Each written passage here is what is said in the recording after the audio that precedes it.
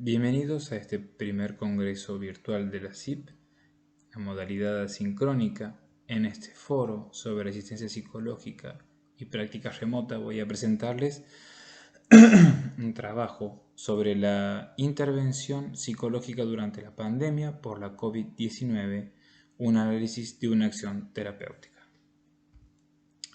Una introducción contextual fue a mediados de marzo, donde se declara el estado de emergencia y donde nos encontramos con la crisis internacional sanitaria por esta COVID-19 y lo que se declaró la pandemia, lo cual llevó que muchos países, casi la mayoría, tomaban como medida el distanciamiento social y el confinamiento para la prevención del contagio.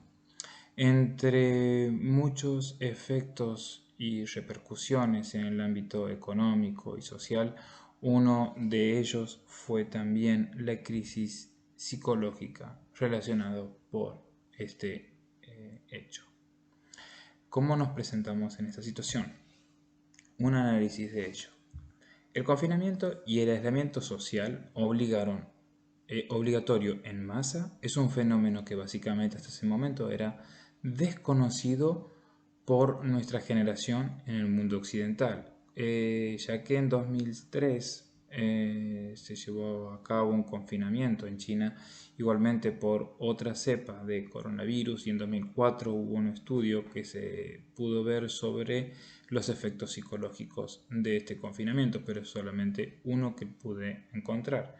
Sin embargo, la escasa bibliografía para conocer los efectos comportamentales descriptos, digamos, y emocionales consecuentes a un confinamiento llevó a que los profesionales no supieran con qué se iban a encontrar.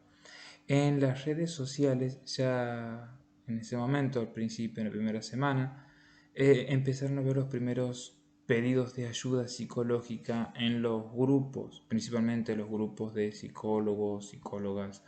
Empezó a ver gente no profesional que se adjuntaba para pedir auxilio de esta manera. Igualmente se lo vio en algunos, entre las redes sociales en sí mismo, en general.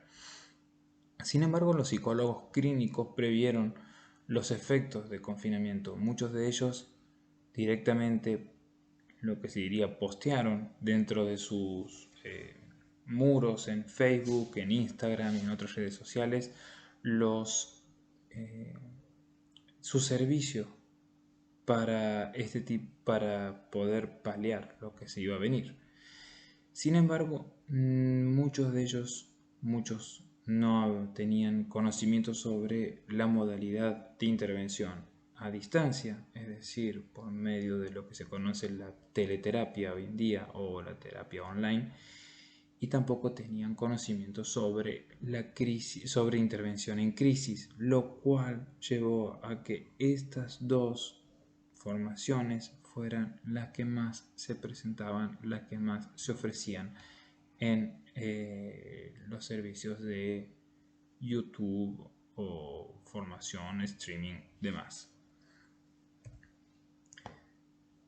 Las intervenciones psicológicas en época de pandemia. Hubo un hermoso movimiento de psicólogos voluntarios desde el sector privado y el público, pasando por instituciones clínicas o psicólogos independientes en sí mismos, desde universidades hasta sociedades internacionales, pasando por grupos de profesionales conformados, que se habían conformado en la red, por lo que se conversaban entre ellos, que se ofrecieron voluntariamente para poder trabajar y poder llegar al máximo de personas que necesitaban de su ayuda.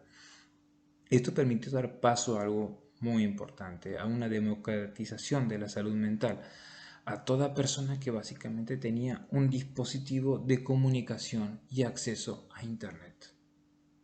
No importaba el lugar geográfico donde se encontraba, tampoco la hora que era, se ofrecía servicio de atención psicológica, brindando asistencia incluso a personas que principalmente estaban, en el caso de los expatriados, de habla hispana, hablemos por estos grupos, que se encontraban en otros países que no tenían acceso por una barrera lingüística, digamos por una barrera del idioma, a una atención psicológica plena. En el caso mío, esta intervención lo llamo una intervención de un psicólogo clínico durante la cuarentena. Se ofrece al principio a través de las redes sociales, se notifica la actividad de consultación online solidaria. Básicamente se comparte esta publicación tanto en Facebook, en mi muro personal, como en distintos grupos de lo que se llaman argentinos que son grupos de Facebook donde se conforman argentinos que están por fuera de su país. También se ofreció, al principio fue solamente los argentinos, después se llevó a todos los hispanohablantes y al final terminó siendo también a los francófonos, donde yo vivo en Francia. Así que, digamos, se extendió a cualquiera de esas personas que se querían contactar, que veían esta publicación. A lo largo del mediados de marzo hasta finales de abril se recibieron unos 20 llamados. El 80% fueron mujeres y 10% total fue personal sanitario. El 75% se contactó por única vez y luego se realizó un seguimiento por mensaje. El 25% tuvo más de una comunicación telefónica con intervalos variables. Es decir, se podía hablar de aquí a una semana, 2 días, a 5, si la persona lo necesitaba.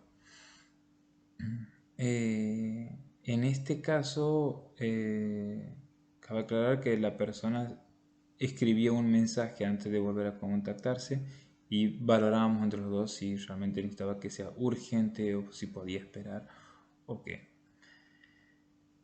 Los principales síntomas que se han reconocido en este punto fueron síntomas de ansiedad, fuertes sentimientos de angustia, aparejado a problemas del sueño, básicamente una desregulación del sueño, se dormían 3, 4, 5 de la mañana, dormían muy pocas horas durante la mañana, durante el día, y volvían a estar así durante la noche siguiente.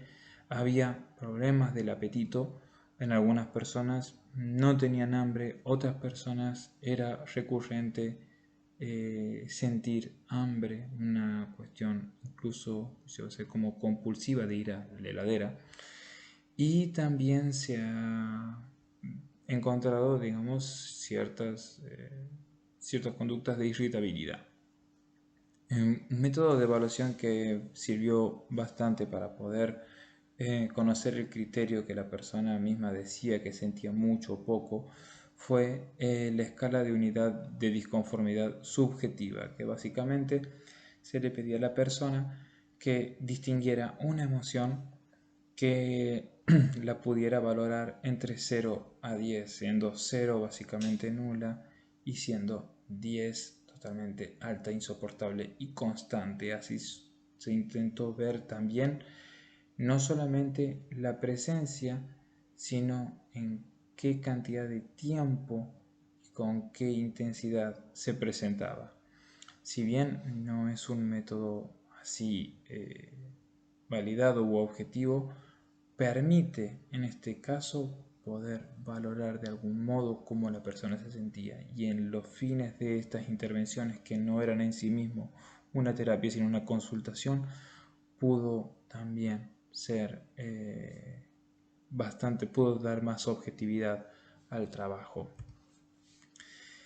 Se encontraron, digamos, básicamente entre todos los casos se encontraron 3 enemigos, vamos a decir así, 3 enemigos que las personas identificaron.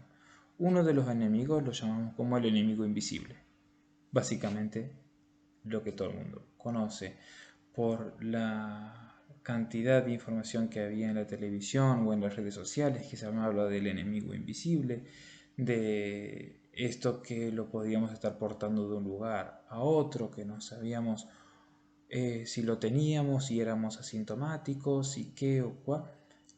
la gente lo reconocía como una de las causas del malestar. Cabe aclarar que dentro del grupo de los del personal médico que se contactó, este era un enemigo bastante fuerte y presente, ya que ellos iban desde el hospital hasta sus casas y tenían que, no sabían si llevaban contaminación a sus familias, vecinos o seres queridos. Entonces era un enemigo bastante presente en la población. Sigue siendo, desgraciadamente. El enemigo insoportable. En este caso, el enemigo insoportable vamos a llamar a las emociones. Las personas encontraron una falta, una falta de poder gestionar sus emociones, de conocerlas, de poder sentirse cómodas con ellas y básicamente al mismo tiempo no podían escaparse de ellas, no podían hacer otra cosa que estar con ellas. Y en este caso se tornó insoportables, más insoportables que un dolor de muelas, como aparece aquí en este dibujo. Y el tercer enemigo fue lo que, sin otra palabra que pudiese definir, el ominoso. Un enemigo ominoso, un enemigo siniestro. En este caso, ¿por qué utilizo esta palabra?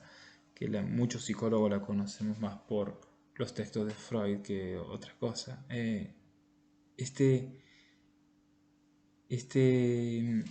idea siniestra de qué es el avenir, de qué será lo que va a pasar, cuánto va a durar este confinamiento, cómo me voy a poder encontrar en él, no sé si voy a durar o no, puede llevar a ideas tenebrosas. No sabemos si un amigo lo tiene, si no lo tiene, si todo el mundo va a estar bien, si voy a volver a ver a los que quiero y si me pasa algo, muchas veces las personas que viven sola principalmente, si me pasa algo, ¿qué hago? ¿Cómo manejo? Las técnicas de intervención básicamente que se llevaron a cabo fueron técnicas de psicoeducación de las emociones, fue la principal, la que básicamente hice en todos los casos y en la mayoría fueron también implementar lo que eran la higiene del sueño, principalmente en estos puntos para ayudar a las personas a que tengan un sueño más placentero, más tranquilo o se pudieran organizar para ello. Esto dio pie también a las técnicas conductuales, principalmente activación conductual, que posibilitó en estos puntos que la persona pudiera reorganizarse dentro de su nuevo marco de vida, dentro de sus cuatro paredes y poder, no sé, reutilizar ese tiempo, reciclar ese tiempo que tenía para poder hacer cosas que tal vez antes no podría haber hecho. Técnicas de relajación basadas en respiración, técnicas muscular progresiva y técnicas de meditación guiada que en la mayoría de los casos se les recomendó algunos videos particulares de meditación guiada con soporte audiovisual para poder ser más fácil para ellos el trabajo cotidiano con ello. También se realizaron algún tipo de intervenciones con base en las terapias de aceptación y compromiso y en particulares situaciones se intervino de una manera con técnicas de base en las terapias cognitivas y conductuales ante algunos casos que tenían ideas suicidas, se presentaban con ideaciones suicidas. Cabe aclarar que en estos puntos el trabajo también se realizaba con algún, digamos, seguimiento de dónde estaba la persona y yo buscaba con esta persona algunas veces cuál era el profesional que lo tenía más cerca o se podía tener más cerca para poder acudir en caso que sea necesario una urgencia. Los resultados, básicamente y a modo general, se encontró la posibilidad de una disminución considerable en los índices subjetivos de ansiedad y angustia al finalizar la primera comunicación. Es decir, en el primer momento que llamamos, se trabajó después de 1 hora, hora y media, incluso hasta 2 horas, y hubo una disminución de los síntomas de ansiedad y angustia. Y el 25% dijo haberse sentido bien, pero solicitaron más consultas.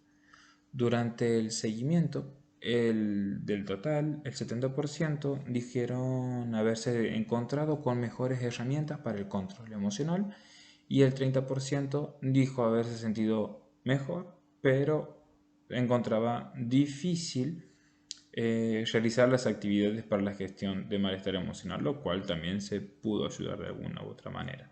Tratar de que esto se haga algo propio. Las conclusiones que se pueden ver en este trabajo: se buscó compartir una experiencia clínica donde el actor principal básicamente no fue la técnica ni la forma de evaluación, sino la problemática psicológica que se presentó con relación también a la problemática social y el medio de intervención, que es nada de nada ortodoxo. Si bien los psicólogos clínicos no fueron nombrados profesionales esenciales desde el principio de la cuarentena, en algunos países la evidencia científica y clínica hizo prueba de una gran necesidad social por buscar o continuar este servicio sanitario como modalidad ya sea preventiva o paliativa de la situación por la epidemia por la COVID.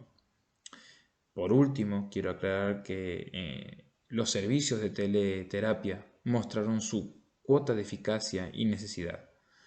Los psicólogos del siglo XXI, a mi modo de ver, deberían estar formados no solo para entender y atender los problemas del siglo XXI, sino también preparados para atender de la manera en que este milenio lo amerita.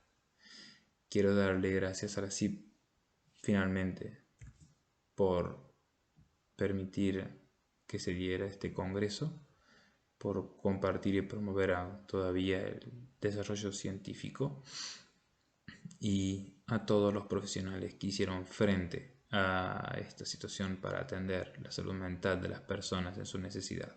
Saludos a ustedes desde donde estén. Fuerzas.